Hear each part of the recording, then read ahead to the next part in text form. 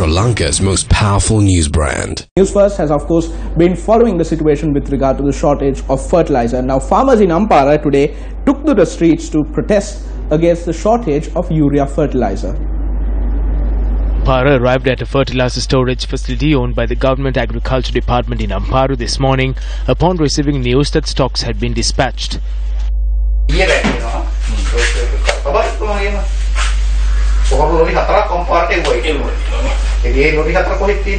Subsequently, the farmers contacted the official in charge of the storage facility over the phone. The farmers then staged a demonstration opposite the Ampara District Secretariat.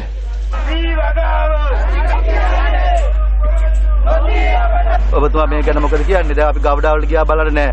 කඩවල වල බැලුවා නැහැ. මොකද කියන්නේ තමුන්නාස් මේ ගැන? කියන්න තියෙන්නේ ඉතින් පොර සමස්ත ඉතිහාස තියෙනවා.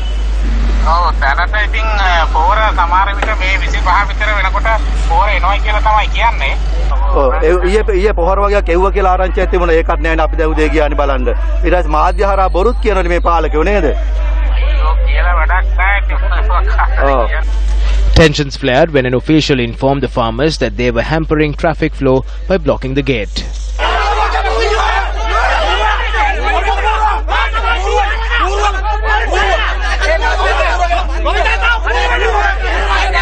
The farmers then met with the District Secretary of Ampara, Tusita P. Vanasinghe. 9,768 have been recommended for the fertilizer subsidy, and it should either arrive tomorrow or the day after. There has been a delay in supplying fertilizer. I spoke with the Secretary to the Ministry of Agriculture today as well, and he said 7 lorries would be dispatched today. I explained the need to him. I informed him that there are fields which have not received the first round of urea and noted that there is a need for 2,000 metric tons. I made it clear to him and the Secretary to the Agriculture Ministry noted that the fertilizer would be provided somehow.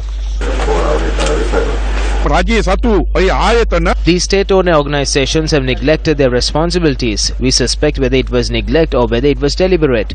Through this, what happens is that the private sector is conferred with the responsibility of supplying fertilizer. It has been conferred to the private sector that it is through this that they receive their commissions. So we suspect that by weakening state-owned fertilizer corporations and conferring the responsibility to the private sector, the ministers and MPs are receiving a commission. If it has been given to the private sector, then the private sector must take responsibility for this. The government must file cases against those private corporations and should get them to pay compensation to the farmers.